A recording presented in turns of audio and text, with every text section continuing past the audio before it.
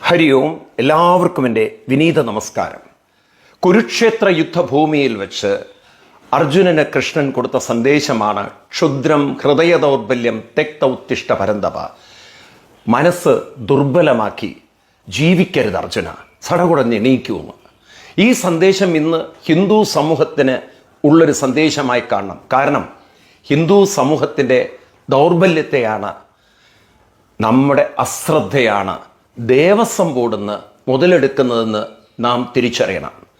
2019 ശബരിമലയിൽ നടന്ന കാര്യങ്ങളൊക്കെ ഇപ്പോൾ നിങ്ങൾ കണ്ടും കേട്ടും കൊണ്ടിരിക്കുകയാണ്. സ്വർണം, അയ്യപ്പൻ്റെ സ്വർണം, അത് ഭക്തിയുടെ പേരിൽ വിറ്റ് കാശാക്കി ചൂഷണം ചെയ്തവർ, ദേവസ്വം മുതൽ ബ്രഹ്മസ്വം മുതൽ കട്ടെടുത്തവർ. 2019 മുതൽ ശബരിമലയിൽ എത്രയെത്ര ഭക്തന്മാരും അവിടെ പൂജ ചെയ്യുന്നവർ, അങ്ങനെ എത്രയെത്ര ആളുകൾ, ഇവരൊന്നും ഇത് ശ്രദ്ധിച്ചില്ല എന്ന് പറഞ്ഞാൽ ഒന്ന് ആലോചിച്ച് നോക്കൂ. ഹിന്ദു സമൂഹത്തിനെ തെറ്റിദ്ധരിപ്പിച്ചുകൊണ്ട് ഇങ്ങനെ ചൂഷണം ചെയ്യാൻ ഇവർക്കൊക്കെ സാധിക്കുന്നതിന് കാരണം നിയമങ്ങളുടെ പഴുതുകളാണ്. നാം സടകുടഞ്ഞെണീക്കണം.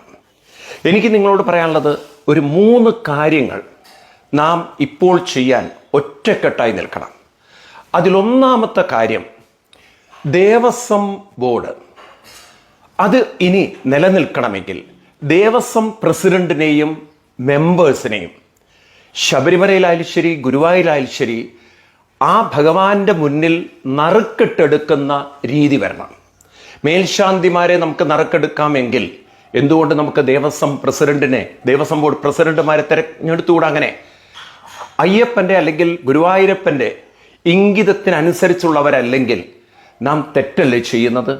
ദേവഹിതത്തിനെതിരായി പ്രവർത്തിക്കുന്ന പ്രസിഡന്റുമാരും മെമ്പർമാരും അതുപോലെ ഉദ്യോഗസ്ഥന്മാരും, ഇവരെയൊക്കെ നമ്മൾ ഇനി തിരഞ്ഞെടുക്കേണ്ടത് ഇത്തരത്തിലാവട്ടെ.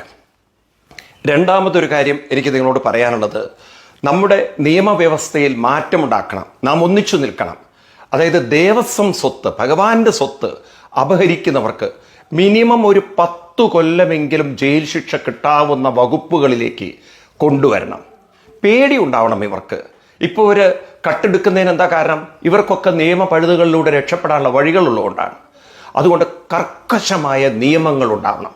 നമ്മുടെ നിയമങ്ങളിലെ പഴുതുകളാണ് പലപ്പോഴും ഭക്തിയെ ചൂഷണം ചെയ്യാനും അതുപോലെ മുതലെടുക്കാനും ഇവരെയൊക്കെ പ്രേരിപ്പിക്കുന്നത് എന്ന് നാം മനസ്സിലാക്കണം.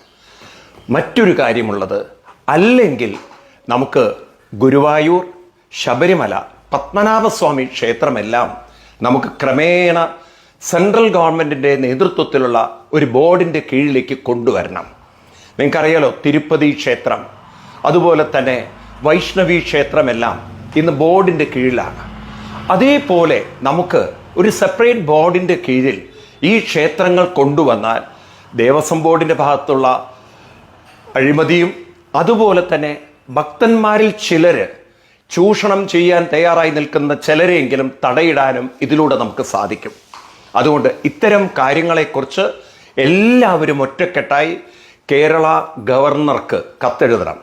എനിക്ക് നിങ്ങളോടൊക്കെ പറയാനുള്ളത്, നിങ്ങളെല്ലാവരും ഒരു കത്ത് കേരള ഗവർണറുടെ പേരിൽ അയക്കണം. രാജ്ഭവൻ, തിരുവനന്തപുരം, ഇത്രയേ വേണ്ടൂ അഡ്രസ്സ്. കേരള ഗവർണർ, രാജ്ഭവൻ, തിരുവനന്തപുരം. എല്ലാവരും ഒരു കത്തയക്കുക. അതായത് നമുക്കൊരു കർക്കശമായ നിയമവ്യവസ്ഥകളും അല്ലെങ്കിൽ വ്യത്യസ്തമായ ചട്ടക്കൂടുകളും ഉണ്ടെങ്കിൽ മാത്രമേ ഇനി നമ്മുടെ ക്ഷേത്രങ്ങളെ സംരക്ഷിക്കാൻ സാധിക്കുള്ളൂ എന്ന് നാം തിരിച്ചറിയണം. നാം മിണ്ടാതിരിക്കുന്നിടത്താണ് ഇവർക്കെല്ലാം കക്കാനുള്ള ശക്തി കിട്ടുന്നത്. നാം ശബ്ദിക്കുന്നിടത്താണ് ഇവർക്കെല്ലാം ഭയമുണ്ടാവുന്നത്. ഓർക്കണം, ഹിന്ദുവിൻ്റെ ദൗർബല്യമാണ് ഇവരെല്ലാം മുതലെടുക്കുന്നത്. ഒന്നായാൽ നന്നായി, മിണ്ടാതിരുന്നാൽ വല്ലവരും നന്നാവും. അതുകൊണ്ട് നന്നാവാൻ ശ്രമിക്കാം. അതിനുള്ള ബുദ്ധി ഭഗവാനും ഗുരുക്കന്മാരും നമുക്ക് തരട്ടെ. ഹരി ഓം, പ്രണാമം.